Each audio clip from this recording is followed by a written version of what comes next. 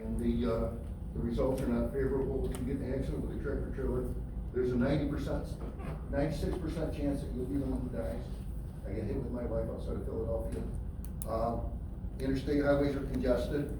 They're considered obsolete and antiquated. Governor Cuomo has just said, and he's on a big campaign, he wants to put high-speed passenger rail service on the thruway corridor. We don't have service. The last train out left in, I believe, 1970. The Phoebe Snow headed west. It also went to New Jersey.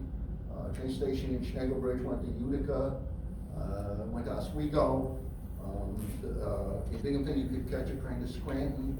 The one that went by my house, which ended in 1963, went to Oneonta and then Albany.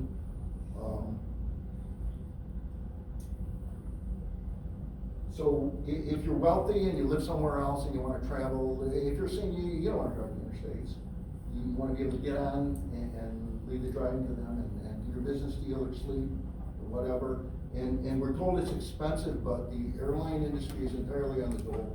They couldn't afford to make airplanes at all if it was a for-profit situation. And I know it's not magic, you can't do it overnight. I thought I'd bring this map as well. This is what standard, remember in like 8th grade civics, they talk about transportation. It's the whole United States, but here's New York, right here. And if you can see the B&H Railroad, they have, I don't know if it's the scheme, I don't know if that's Conrail. Every railroad, because they're important, it's on the map here. So it's important we deny that, and as I've said, the loss of the railroad parallels the decline of Broome County, and I know there's no better way to do that, and I know it requires a lot of negotiations, and the fact that freight owns most of the right-of-ways, I understand that, but I really think we have to start somewhere. And about the time this college was formed in the end of World War II, that's when we designed interstates and we problem solved. It's not true. We have a big problem, and the whole southern tier does not have passenger rail, and I hope that we address that. And as I said, don't tell me it's not important, because that just means we're not important. You know, we should be able to get. You go to Middletown, you get the Jersey line, Poughkeepsie, you get the Metro South, and the whole. I believe you can even get your train to the Adirondacks on the show. So please look into it. And thank you. Yeah. Props. Did anyone else bring props? I love that. Thank you. I love that you brought visuals for us. It's part of our culture.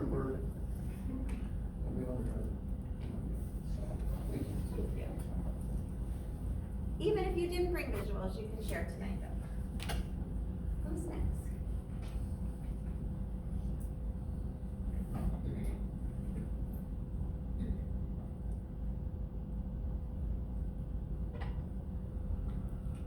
Give me a minute to figure, gotta settle.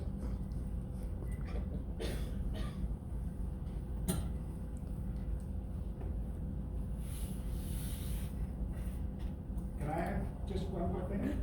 Can we let him add one more thing? I just think, I don't know, I didn't hear a yes, but I'm gonna go. I think it's terrifically important that we demonstrate that government can accomplish things. We have an administration that has a vested interest in demonstrating government's failure. We really need to reverse that. It's toxic. I have a legislative operation in Washington that cannot function. And the message is being sent that if you want things done, you've got to trust the private sector. I think government has been incredibly important to the success of this country, and its future is at risk now. That needs to be replaced, and it's in the hands of local people to do that.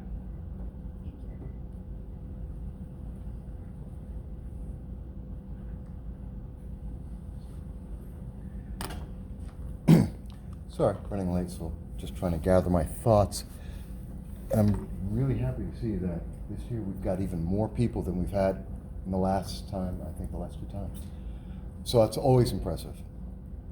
And I think it's something that's part of what I want to mention. I think it's really important that we have communication, civics, and civility that we don't often see.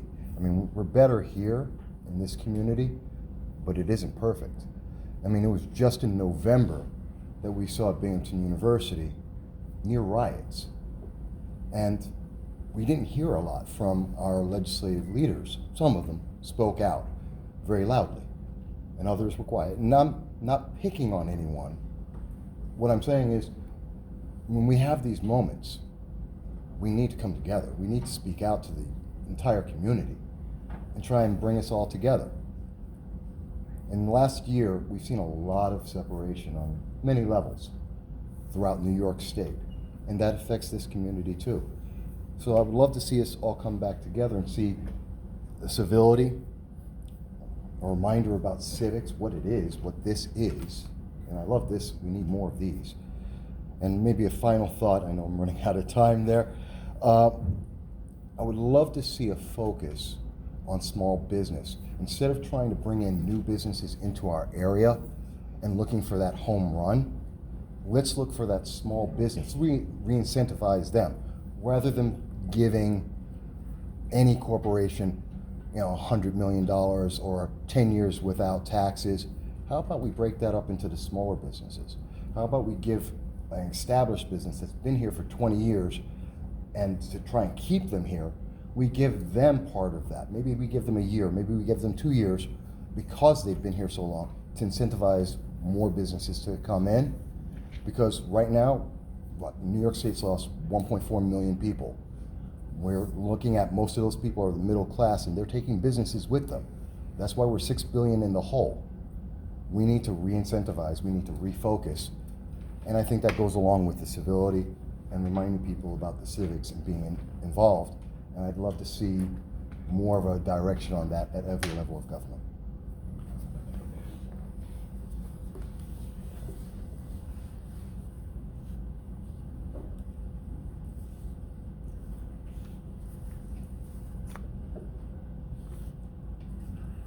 Okay, at the federal level,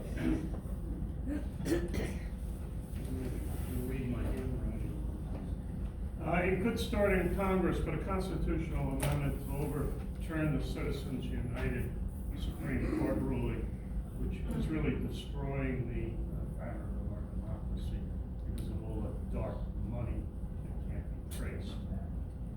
Number two, starting in the Obama administration, he wanted to create a multi-year program to replace every nuclear weapon at a cost in excess of $1 trillion. I hope Congressman Brindisi's aide here remembers that. And this is where there is continuity between the Obama administration and the Trump administration. This is not chump change. And the whole issue of the world, there are two existential problems that we really face. One problem is climate change, and the other is the threat of the eventual use somewheres and somehow of nuclear weapons. And that has to be tackled at the federal level. Okay, at the local level, I think what we need to do is to promote more conversation. We need to figure out how that can be done, involving people both economically and of different color with our general population about tensions that exist. There is very little conversation going on. A practical thing, we need bike lanes, not for basically exercise, we need them for transportation. I'll come back to my others in the next one. Thank you.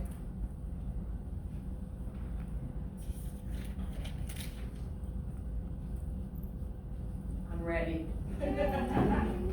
So at the federal level, I've been, for a while, feeling, especially having worked on the Brindisi campaign, and then realizing that we worked really hard for a year and a half, and then he was sworn in, as were the other congressmen, in January last year, and it seems to to me as though our congressional leaders are running the entire time they're in office. And I really wish that there was a constitutional amendment expanding their term to 4 years. I think that you cannot, I know our representative Radici has done a lot of good work over the last 18 months, but you are constantly, and he and the others are constantly having to do fundraising, and I think that there may be a way that you would make a different decision if you had a 4-year term, than if your next election is in 9 months. That's one. The other thing is, I think that, echoing on what you were saying, I work in the home health field with a lot of senior citizens. We are struggling as a community keeping nurses, and we really need to figure out programs that would help to keep nurses and also expand our home health aid services. We have nothing in the community. We have one person that does mental health services for senior citizens in the home, and these are senior citizens that are homebound due to macular degeneration. They have no family, they don't have transportation. The other thing is, we have nursing homes like Hilltop and Vestal Park, where there is no public transportation. So if you're a nurse's aide and you're working 3rd shift or a 2nd shift to get out at 11, there's no way unless you have a ride from somebody.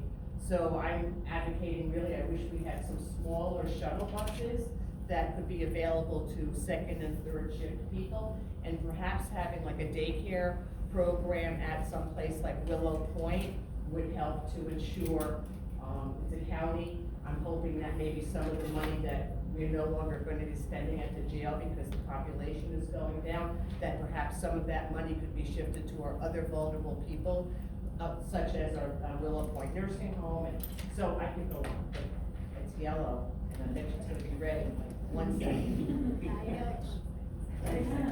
Is there anything else? That's it for right now. Thank you. Hi, my name is Jennifer, and I'm gonna build a little bit on what Barb just said there, about, the daycare, childcare. So all 3 of my priorities are really gonna be around childcare, and we are experiencing a childcare crisis, not just locally in Broome County, across the state, but across the country. So it really affects all 3 things, all 3 areas.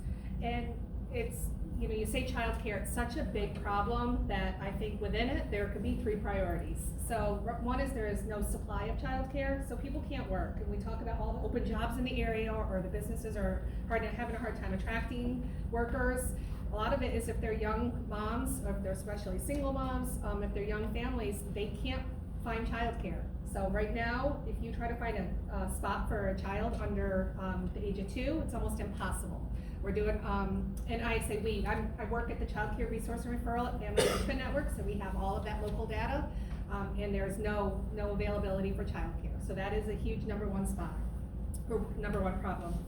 But then you also have to look at the cost of childcare for parents is compared to the price of college. And I don't know how many parents could write a check every week for their child to come to college. It's expensive, there's student loans, there's support for them, and there's very little support for people paying for childcare. And especially if you make minimum wage, it doesn't make sense to go to work because you're paying for childcare. So addressing that cost of childcare for parents is a priority. But we also have to look at the low pay of those childcare workers. Nobody wants to work in that field if you're making minimum wage. You go to college, you get a college degree, you're still making $13, $14 an hour. It doesn't make sense when you have a college degree. So I think all 3 of those things need to be addressed. And I just want to say thank you, because this is the first time I've actually seen childcare and daycare up there. So thank you, Donna, thank you, Jason, because it's really exciting to see that maybe we can get some work done this year.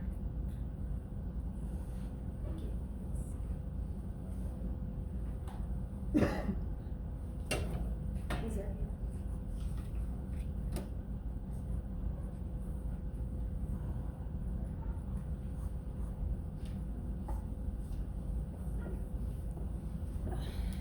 Good evening, ladies and gentlemen.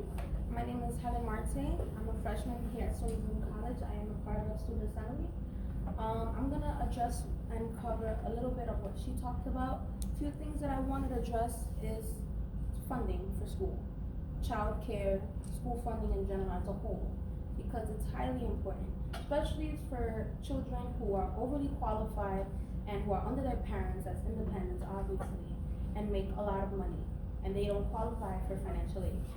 Now, I take out a student loan, then I take a Parent Plus loan, and then that doesn't cover all the mandatory fees on top of that. And it also doesn't cover my books. Then I can't even work, because if I do find a job on campus, it's gonna be only for federal work study. And then if I do find a job, they're gonna pay out of county pocket, and I'm only guaranteed less than 5 hours a week. And within less those 5 hours a week, I could've just went to the library, I could've been in a club, I could've been at a club, and I could've been doing something totally different. And those are just things that really matters, because every student needs some type of funding. And it's not fair, because when you're overly qualified according to the state and up to taxpayers and stuff like that, when you send out your tax, get your tax, you make $85,000, but they're gonna take 43% of your money. They're gonna take 43%, almost more than 50% of your paycheck. You make 80,000, you're bringing 40, and that all goes to mortgage, cars, insurance, and I'm pretty sure you guys can advocate for that. So, and I'm just gonna leave it at that. Thank you. Hello. So I originally wasn't planning on speaking, but I will say, going off of what Helen said, it is increasingly becoming more difficult to be a student in this country. I feel that we are pricing our students out of the global marketplace. We have these other countries, whether we look at Europe, whether we look at Canada, who are heavily subsidizing their education for these students. Now, as many of you may know, an associate's degree, unfortunately, in today's economy is not really worth a whole lot. It's not worth anything more than maybe $11 or $12 an hour, depending on what field you're in. But to shackle students with tens of thousands of dollars worth of debt to achieve that degree, not to mention many of them go on, like myself, to a 4-year degree or even beyond that, we are putting such a huge burden. And I know that one of the main concerns of probably everybody here is retaining people in our local community.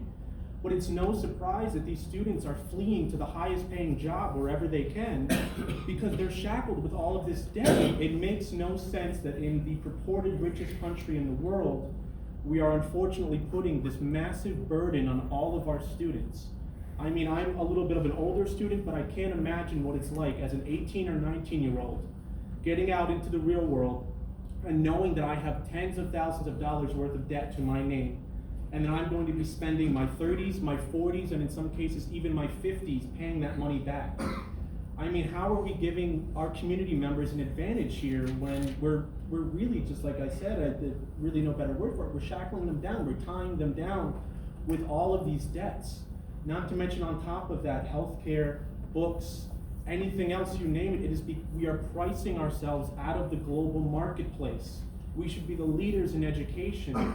And unfortunately, the way that I see things going is it's looking like that is not becoming the case. Because our students are unfortunately burdened with all of this, not to mention childcare and all of the other sort of tertiary services that were brought up that people have to face every day. So I think making education more affordable for students should be a top priority, because unfortunately our students are our future, and I don't want to know the ethics of somebody in the future who has to pay off this massive amount of debt. I don't trust those people. I want the best and I want the brightest out there, not people who are just making decisions because of monetary gain or whatever they have to pay back. So I please urge all of our politicians to highly consider making education more affordable for everyone, younger students and older students alike.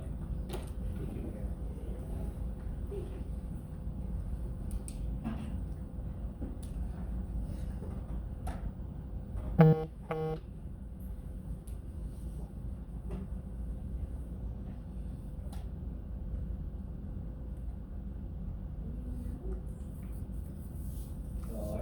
to just echo what a lot of the comments that I've heard I agree with in this room. On a federal level, we really do need to get back to the rule of law and defending our democracy. What I see is not democracy. What I see going on in our society, it's basically, historically looks like, I don't want to, well, I'm gonna say Rome. It looks like the end is nigh. And it's just sad. When I used to teach social studies, and the students that I taught basically were echoing what their parents said, which is they're all crooks. You know, whoever you vote for, it doesn't matter. And now what we see, it's reality. I mean, it's there. I mean, it's in the White House, it's in Congress, and in the Senate. And it would be nice to finally say truth matters, facts matter, law matters, and I don't know how that would, I'm not gonna yield my time back yet. For the state, I echo the roads are terrible statewide. I mean, I travel to Albany to see my family, and I have to travel on the left side of the road because the right side of the road is where all the trucks were and everything, and it's chunk, chunk, chunk, chunk. And when somebody's coming up behind me, I've got to get over here so they can pass me on that side, and then I go back over here where it's smooth, and it's pretty disgusting. And the potholes, those are my landmarks. And countywide, it would be really nice to have more services for the poor. The wealthy have plenty. Raise taxes, go for it. You need to have more available for the poor and the needy. They're the ones that don't have a voice. They're the ones that, they don't matter. They don't matter. The big bucks matter, the poor don't, and the kids don't. And it's sad to see what's going on in our schools too. There's more violence, there's more disrespect, and that's not easy to solve, so thank you. That's it.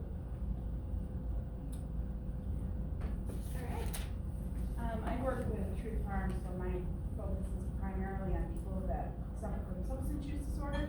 Can you speak up, please? Sure. So I work with Truth Farms, so my focus is primarily on people who suffer from substance use disorder. So I would say that we need funding for harm reduction services because people can't get better if they die in the process of their disease. We also need the county to support bail reform. We obviously got to the point of needing bail reform for a reason. So it reduces the cost to the county, it's reduced expenses to the taxpayers, and these are all low-level offenders, and these are people that are released now that would have been released had they had money for bail to start with. So it's basically a consequence for being poor and charged with a crime. We need to do something about Broome County Jail and everything that's been going on in there.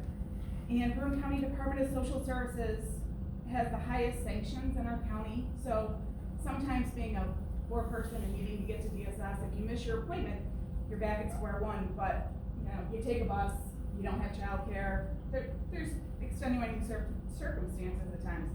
That's not a thing. And if you miss appointments, they can sanction, and sanctions look like no food or no housing, things that are one of the bare minimums for people to need in life, and those are the things that get taken away. That's it.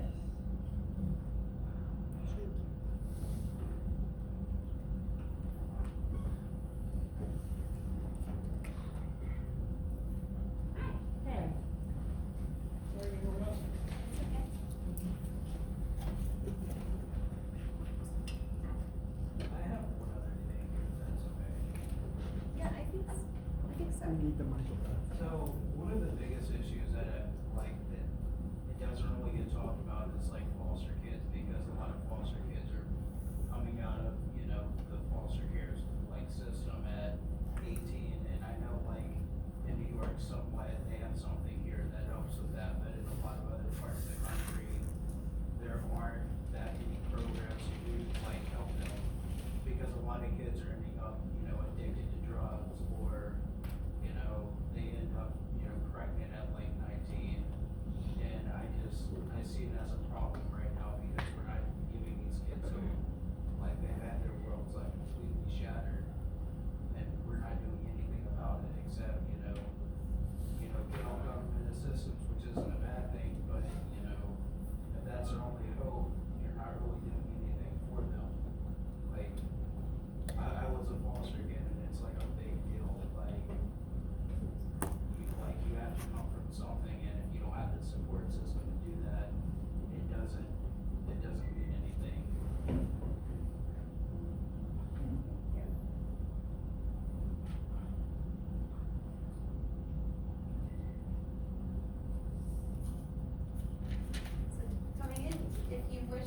share what you think legislative priorities should be, what people should think about. We're giving 3 minutes for people to share, just so you know.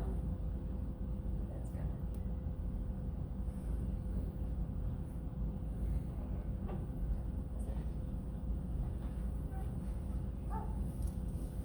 Douglas. You know, I know, I'm like, where am I looking? in the late fifties, early sixties, there was something called national defense loans. We were facing a teaching shortage. We need to re-examine possible use of something like a federally funded defense loan. We also need to look at experiential learning, expanding that both in K through 12 as well as the college level. And I think that could be tied into the notion of a year of civic service that would be performed sometime between the ages of 18 and 25. The funding can be a combination of state and federal, and when you do that, you would then get, and I'm just throwing a figure out, of $15,000 that could be used for education, a startup, or whatever. When I asked my students if they were willing, when I was teaching government years ago, within the last 10 years, would you be willing to give a year of service? The figure was in excess of 90%. So what I'm trying to say is that while we are concerned about young people's involvement, the notion of service to their community, I think, would be important. I also think at the state level, there needs to be more effort to coordinate the development of renewable resources and provide some assistance to towns. And the last item, and I think some of the elected officials here are recognizing this, the inequity of the funding formula for secondary education.